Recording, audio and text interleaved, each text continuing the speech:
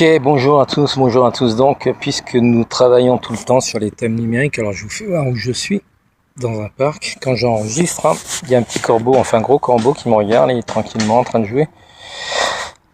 Et donc, revenons au but. Donc, j'étais en train de regarder cette vidéo, qui est avec le personnage qui assiste s'appelle Lucas. Alors, pas le présentateur, celui-là c'est le présentateur.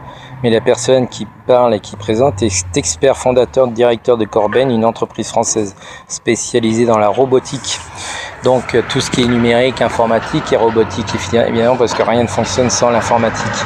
Et encore plus maintenant avec l'intelligence artificielle. Alors ce que je voulais dire, je rentrais dans cette matière parce que je me rappelais, il y a 1 an, j'ai fait un cours de formation dans ce qui était le développeur web et tout ce qui consistait sur le code informatique pour créer des pages web, etc.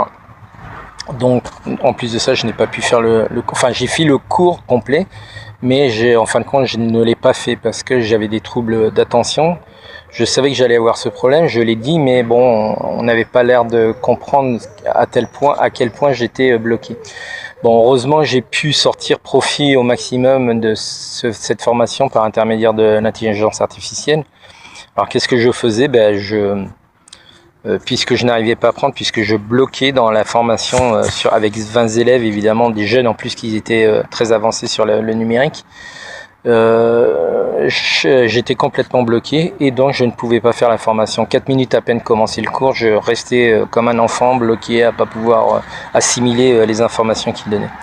Alors ma technique à moi était simplement de faire des captures d'écran du panneau ou du tableau, on va dire, numérique qui était présenté par les professeurs, parce qu'il y avait plusieurs professeurs spécialisés dans diverses matières. Et une fois arrivé à la maison, ce que je faisais, c'est que avec ces captures d'écran, ce que je consentais ou je pensais que c'était les captures les plus importantes pour pouvoir faire comprendre à l'intelligence artificielle sur quoi je voulais travailler. Je lui présentais ça et ensuite je lui demandais de me montrer ou de me faire voir à quoi ça sert et comment je pouvais apprendre tranquillement pour créer des pages web, etc., tout ce qu'on nous enseignait. Évidemment, le code, je ne pouvais pas l'apprendre parce que majoritairement, c'est de l'anglais. Alors, il faut savoir un peu d'anglais quand même pour pouvoir comprendre tous ces trucs-là, parce que les codes d'ordre sont en anglais, souvent des phrases anglais. Et ensuite, c'est du technique, hein. Et moi, je ne vaux pas pour ça. Je ne vaux pas pour ça, je n'ai pas la capacité, je n'arrive pas. Pour beaucoup, je me force, j'ai pas cette capacité d'assimiler ces informations. Je peux englober des informations généralisées, mais pas techniques. Mais par contre, j'arrive à avoir une certaine perception pour comprendre le fonctionnement approximatif. Donc, ce qui m'a permis par la suite à créer des pages web non professionnelles, évidemment, mais je pratique chaque jour à faire des choses de plus en plus.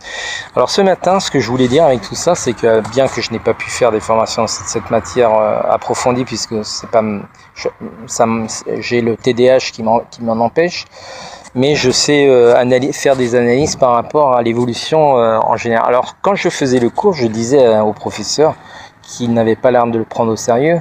Ça fait 1 an de cela, je disais, j'ai fait une réflexion, je sais qu'il n'a pas plu, c'est que je dis, ces formations ne vont pas devenir un peu obsolètes au terme d'apprendre le code, parce que puisque je me rends compte que l'intelligence artificielle est en train d'aller à une vitesse vraiment extrême.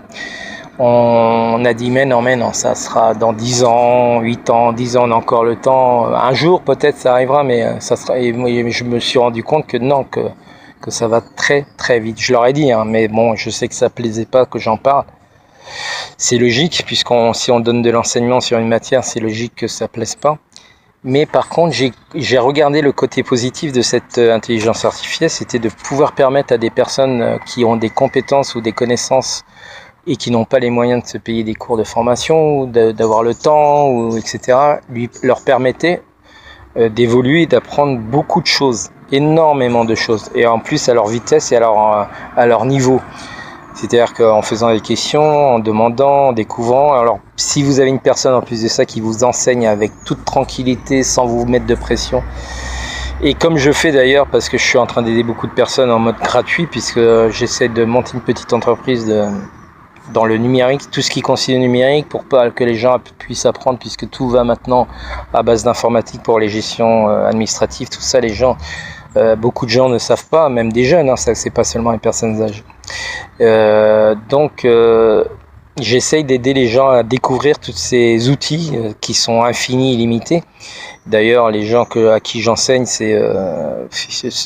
restent la bouche ouverte parce qu'ils disent c'est incroyable la quantité de choses qu'on a simplement dans un mobile. C'est-à-dire qu'on n'est pas obligé d'avoir un ordinateur. Si on a un ordinateur, on peut amplifier sur d'autres matières plus approfondies. Mais bon, il est possible de faire beaucoup de choses avec le téléphone. Et donc faire des vidéos, des podcasts, etc. Je suis pas spécialisé en rien, hein. J'apprends tous les jours, et j'apprends des autres aussi. Et donc je suis tombé sur ce vidéo là, c'est pour un exemple, par exemple ce matin pour traiter ce thème là, c'est la vitesse que va la robotisation en parallèle avec l'intelligence artificielle. Ce qui veut dire que, comme disait le professionnel, c'est que le travail va évoluer à une telle vitesse que,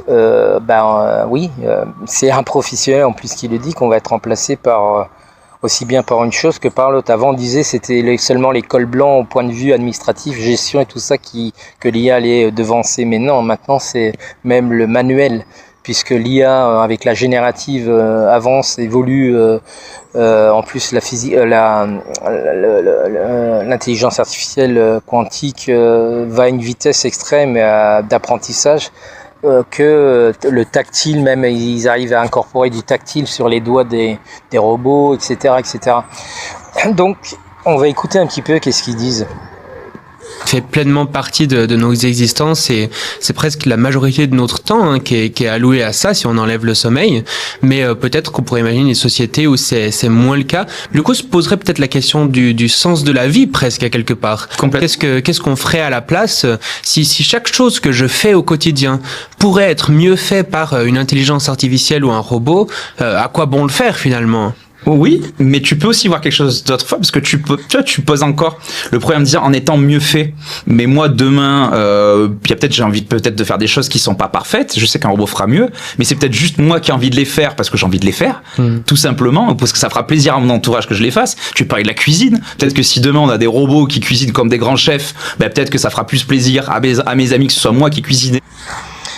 Alors oui, justement, ce que je veux dire avec tout ça, c'est que les gens ont pris une certaine peur à la technologie. Bon, alors le problème, déjà, c'est ce que je dis tout le temps aux personnes, c'est que la technologie n'est pas le problème. Le problème est l'humain. L'humain, pourquoi ? Parce que chaque fois qu'il inventait un système, un produit, que ce soit d'armes ou d'énergie comme le nucléaire à une certaine époque, le problème n'était pas parce qu'en fin de compte, le nucléaire avait été créé pour obtenir de l'énergie, pour en sortir un profit positif. Mais évidemment, comme on est des êtres humains si intelligents, entre guillemets, on a tendance à toujours utiliser les choses pour faire le mal, mais pas pour faire le bien. Bon, ça, c'est à voir avec chacun. Après, bon, chacun suit son chemin comme il le veut. Cette obsession du pouvoir sur les autres, c'est vraiment un truc typique de l'humain. Bon, je rentre pas dans ces détails parce que c'est une perte de temps. Mais par contre, voilà, c'est ce que je dis, c'est que l'outil peut faire du mal ou vous pouvez en sortir profit pour être créatif, productif, multiplier vos compétences et vos capacités.